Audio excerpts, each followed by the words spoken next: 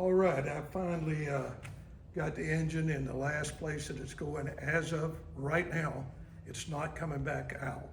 And I got it in, I got the clearance for the oil filter. I'm gonna put the filter here. This is the outlets for it here and here. I'll show you. And they just barely clear the frame, and the hoses will come up and go to this. But I got that done. Steering works. The engine is in position where it should be.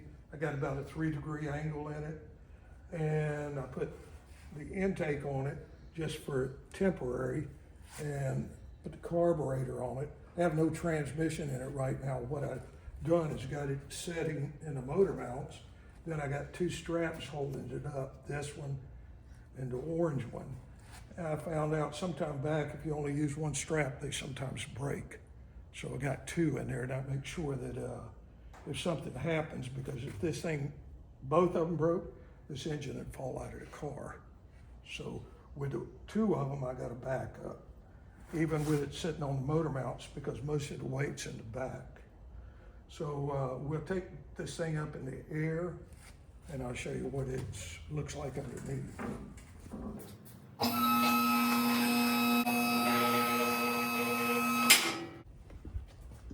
With the engine in, the bell housing, everything clears with no problem. I had my son and my son-in-law come over and put the transmission in. That's the transmission right there again. And those little things are heavy. I forgot how heavy they are. And I'm an old man, I can't pick them up no more. But had to go in this way and then up and go that way. Well, when we got it in, the motor, you couldn't see it. The engine was sitting at a down angle and the transmission wouldn't fit in it. And it should have gone right in.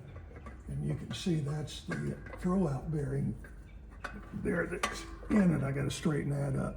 But we screwed with it about 10-15 minutes and then realized what the problem was. So I took the straps and jacked the engine up. They had it sitting right here, and it went, boom, 1 push, it went right in. So we figured the problem out. Now, when we got it in and got it in the position it's supposed to be, it was sitting on this here. This was across like this. So I cut out this much, and that's maybe 1 inch. So the transmission won't be sitting on this, and it'll be sitting up. It'll go through here, and like in the last video, I don't know whether I'm going to have to cut this, I call it a drive shaft loop out or not, but as of right now, it's almost everything's done under here. I got to do the brake lines and all that junk, but this was a big deal getting this thing in. And I think in the last video I showed how I had to cut the side of inside out to get the clutch linkage in here. I built a slave cylinder that pushes this hydraulic, and the same thing over here. I had to cut this side out where I could put the starter in. And so it was a lot of fabricating. You still have room for the your feet in there? I think so. Yeah, we'll find out. Right I wouldn't guarantee nothing, but I can make it work, I'm sure. Yeah. So see if those feet will fit. I don't know, size 12. Yeah. So, oh well. They've caused me problems before, but yeah, I'm excited about it again. You can see how the motor, that's the motor mount right there. Okay. Yeah. I tried 2 different positions of the engine, and this was the best position that I got it in now. Okay. I would have liked to have, if I'd have known it, if I built another one, you see where these motor mounts are? Yeah. I would come down another 1/4 inch and been at the bottom of the frame, and then this would have set this motor down another 1/4 inch, and it would have been, you know, a little bit lower, Right. which lower would have, center of gravity would have helped. And Well, you got a roadster right outside, so. yeah, no, this may be the last one of these that I build. This, doing it now would be relatively easy, but it wasn't easy because of the narrowness in Right. here. Yeah. And the way I had to, knowing about the motor mounts, the way to build them now, Yeah. ain't no problem. That would eliminate. I've seen you work harder on this thing than any Yes. other. Yeah. Yeah, I have. And you would think it'd be simple, but it ain't simple. Yeah. Oh, cool. Very nice. Okay.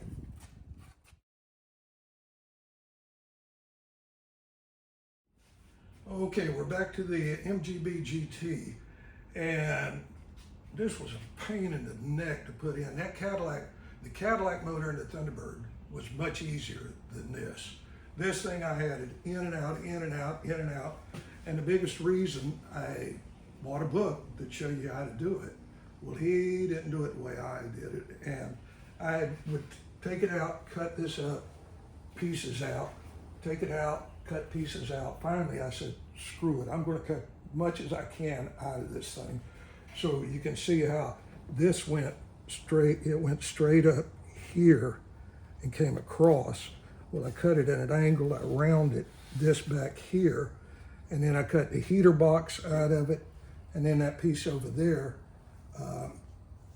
all this came straight across to here. So I cut everything out, put the motor in, worked great.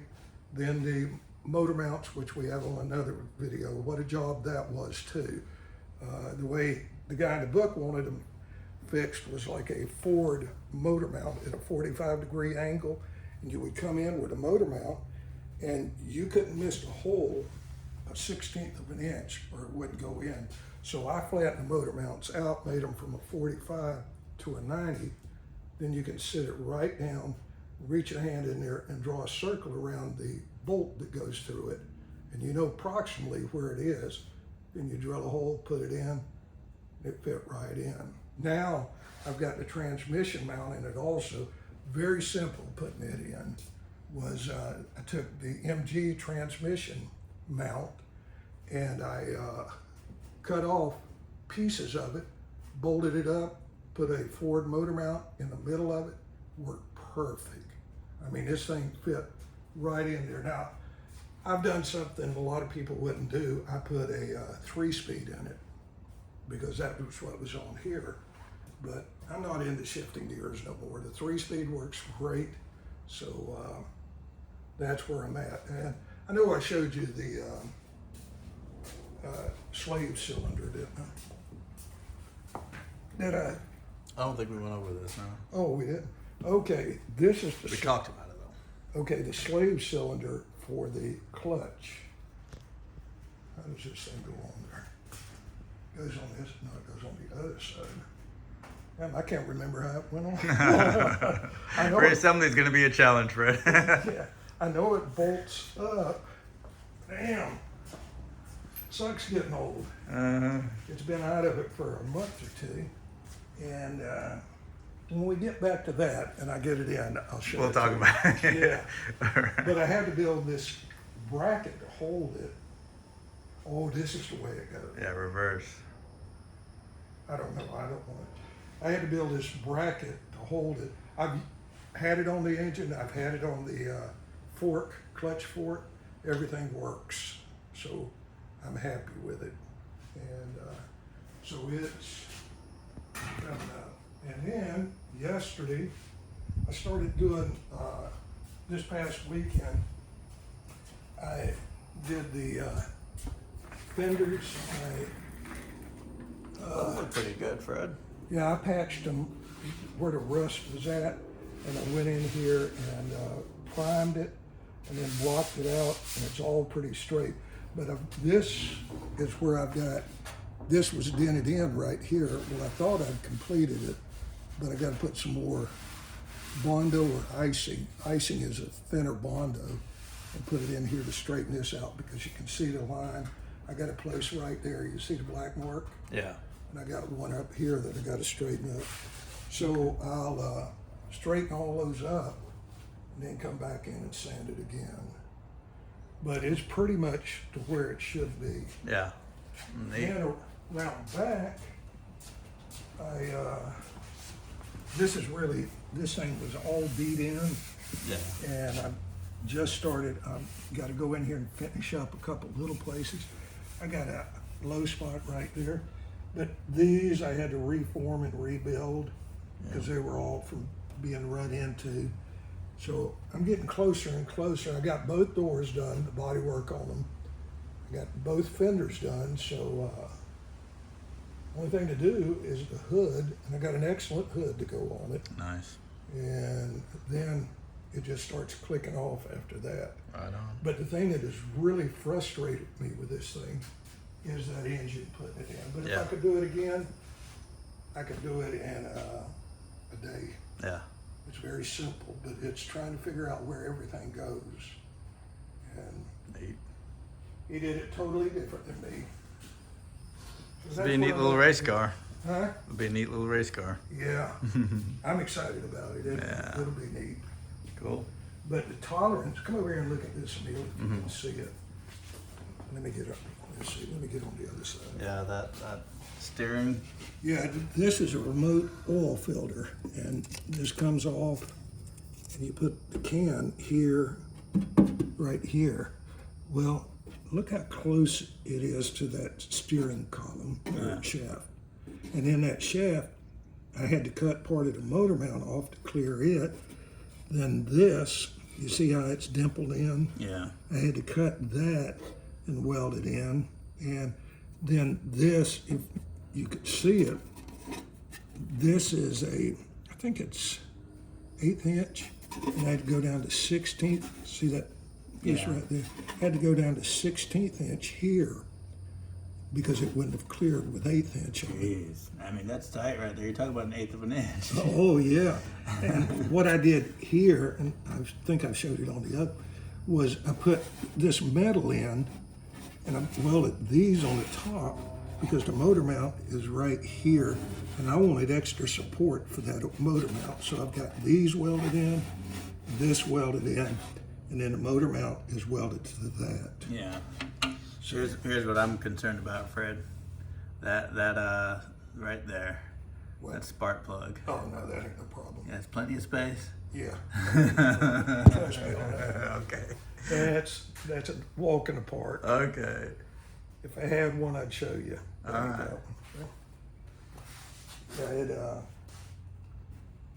will come out. But anyway, All I right. ain't worried about that. Right on. That don't bother